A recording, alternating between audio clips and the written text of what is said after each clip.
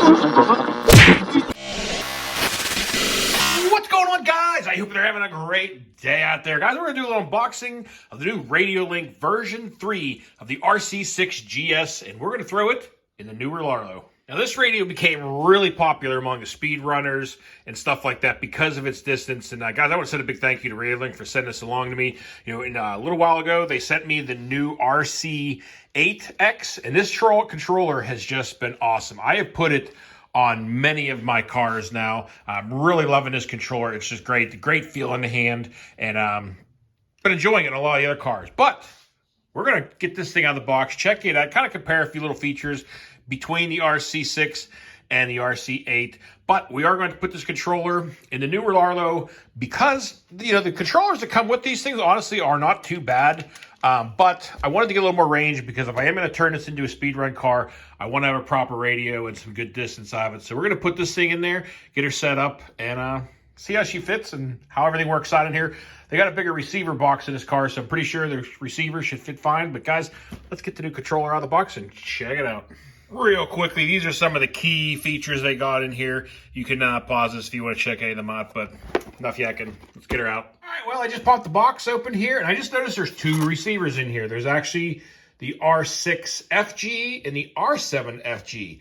Now, the other one's the dual antenna, and the one's a single antenna. Now, I know with the dual antennas, you got to put these off in a certain direction. I have to look through the manual here in a moment. But I think putting in the Larlo here, I'm going to put this receiver in the newer Larlo there and run it on there. This receiver I might put on some other car and test them out, because obviously I think you can hold up to 20 modes or 20 different cars, should I say, on this controller. We'll take a look at the manual here and double check that. The RC8, I'm pretty sure you could hold 200 cars in this thing, which is just crazy. But we're going to use this receiver since it's a single antenna, because I know that's kind of how the receiver box is set up in this one, and I'm sure we'll get plenty of distance out of this one, so I'm not worried about it. All right, so I was just poking through the manual here real quick, and I did see this is a 7-channel radio, and it does say model memory is 30 different cars, I'm assuming, and the control range is up to 600 meters on this. I'm not sure if that's on all receivers, the dual receiver, or the dual antenna receiver. I'm not positive on that one, but 30 cars, that's a lot of cars to get on one remote control. I mean, I think I got like 17 cars now at this moment, and it's still plenty and a lot to take care of. And obviously, guys, some of you guys know, I've been getting into the planes a bit here, and I finally found a way to hang them up and get them off the floor, because I was running out of floor space and room in here, so got that set up. But all right, let's get this controller out of here, get some batteries in her. Check it out. All right, we got the controller out here. Also, it does come with a plug, because you can run this thing on a LiPo rather than AA's, which is nice because you can always do a rechargeable battery in here and not have to switch out the batteries all the time, which is the same setup I have on the RC8X. I've run it on the LiPos, and I've run it on, I think it's AAA's, his little battery pack, but I've been running it both ways depending on if I forgot to charge up a LiPo or not. I'll say one thing about both of these controllers, the RC8 and the RC6. They have just a great feel in your hands. Very comfortable, very ergonomic, I think is the word. They feel great in the hand. And I think since this thing has this control over here, I'm assuming I can set this up, because I want to make this my active wing control to be able to adjust the wing on there, because as you guys know, the wing on here is adjustable. It's on a servo. So I'm hoping to set that up on this control knob here to be able to adjust that on the fly if need be. But get the batteries in there and get this thing lit up. Now, you will need 6 AA batteries to get this thing fired up here. We've got the screen lit up here. It tells you the voltage of the battery, and it shows you immediately your steering and your throttle is centered. And you go ahead and hit your menu button here. You can scroll through and you can see all your different channels, obviously. Now, what's kind of cool is I just realized this knob here on the side is channel 3. So as I adjust it, you can see it swinging. So I should be able to plug that wing controller, wing servo, into channel 3. All your different buttons here on the side. This is a momentary, which is usually at negative 100. When you hit it, you go up to plus 100. So I'm guessing you can set this up for anything you want to, really. I don't know if there's a way to center that or what channel 4 is exactly intended for, that it always runs at negative 100. But you also have, obviously, your steering and your throttle and all that good stuff where you can adjust those. And those controls are easily accessible right here on the side, which is nice. But I think we'll go ahead now. And also, the antenna is foldable, so you can pack it away so the antenna doesn't get broke off. But when you're using it, you can slap that thing up and get that extra bit of distance out of there. On the side here, it also has some ports. We'll take a look at that real quick. On the side here, you do have the USB port and also this DSC port. Looks like an 1/8" jack. I'm not sure off the top of my head what that is set up for. I mean, on the Radiolink Rc6X, it has a USB port and this DSC port. And I know those are for hooking up like a transmitter receiver for doing an onboard camera and receiver for, on a car. So I'm guessing it's the same setup, just a little different. On the RC8X, you can actually split the screen and have it as a screen from your camera point of view on the car, which is really cool. Or you can do a VR goggle. But it's really neat how you can do a split screen and have your picture of where you're driving the car right on the front of the screen. But anyway, let's go ahead and get this thing mounted up. We're going to go ahead and put this receiver in the Radiolink and start setting her up. All right, we're going to go ahead and pop open the receiver box here. Looks like there should be plenty of room. Hopefully it doesn't make a liar out of me. So I just popped open the receiver here, and there's all kinds of crazy stuff going on in here. So there's the first few channels, which looks like your normal steering, brake. Not sure what the one is, and I'm assuming the other one is for the wing.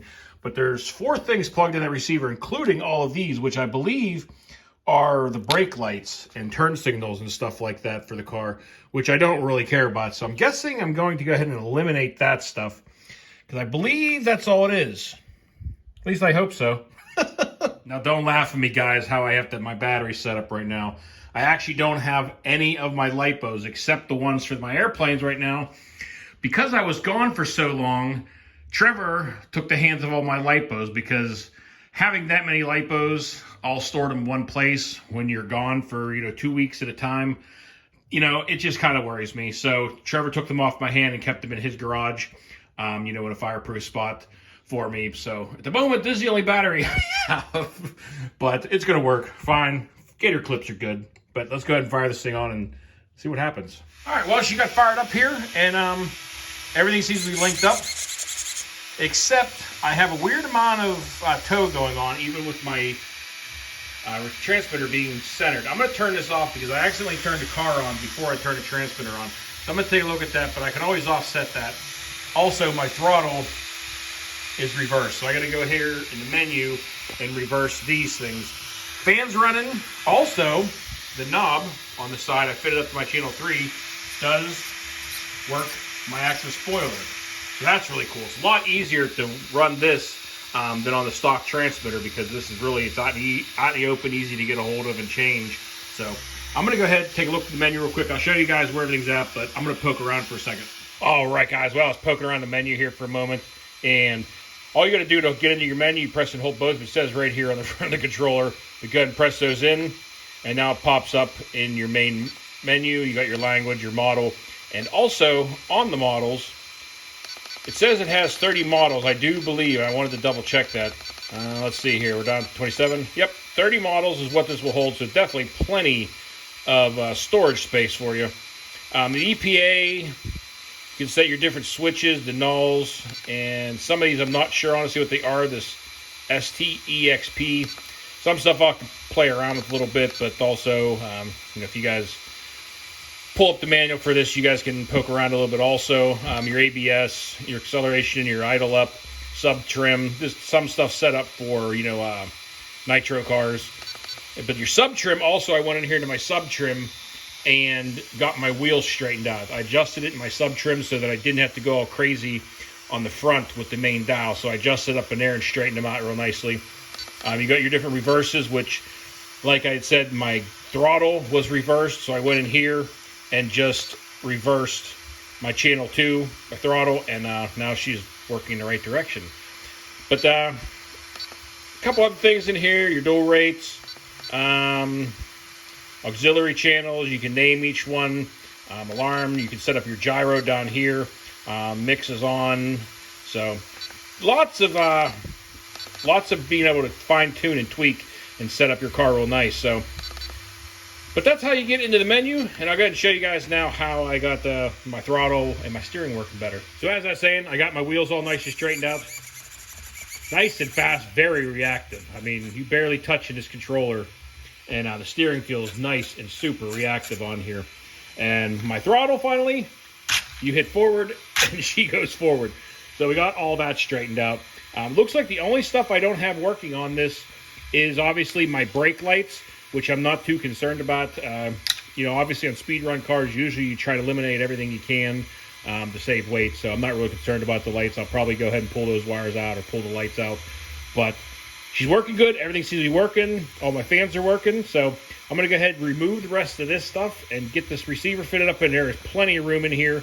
So I'll go ahead and get that in there, and it's going to fit up nicely. Now, since I will want to get this antenna out as far as I can, I got lots of antenna still coming out of the receiver box. So I'm probably going to put a little hole in the body here and add some plastic tubing to get this antenna up out of there, so I got the max distance and range out of this I can. All right, so I got the tube on here, and I want to keep all the length I can. And it looks like by lining this up, I'm going to have to put a little hole here right behind the R, and that tube should be able to pop right through there. All right, well, that worked out beautifully. Got my hole drilled, antennas up out there, got lots of antenna hanging out of the car, so I should get some great distance out of this thing. And I'm really excited to take this thing out. I can't wait to test out the transmitter on here. And we're going to leave the car stock, take it out for its first test run, and see how the transmitter. What I love about the transmitter is being able to adjust your steering rates, because as many of you know on speed run cars, I like turning it down. Personally, because obviously when you hit over 100 mile an hour with a car, you know, those steering adjustments are a lot different than when you're going 40 mile an hour. You know, one little tweak and that thing's off into the grass or into a wall. So definitely going to mess with the steering rates on here and adjust those down a little bit. But we're going to take this thing out here. Hopefully in the next couple days, we're going to take out its first rip with the new transmitter. And hopefully, guys, now that I'm home for more than 24 hours, for the first time in probably a month and a half, 2 months. And if you guys wondered why I was a little bit less interactive on, you know, YouTube and Instagram and all that stuff, it's been because of my work schedule. It's been insane. But anyway, enough yakking and whining about that. Want to send a big thank you to Radiolink for sending out the new Rc6Gs. Can't wait to take this thing out, give it its first testing, and really excited. So gonna go out and have some fun here soon, guys. There'll be a running video coming soon. But that's going to do it for today. So until next time, y'all be safe and be careful out there. Peace out, everybody.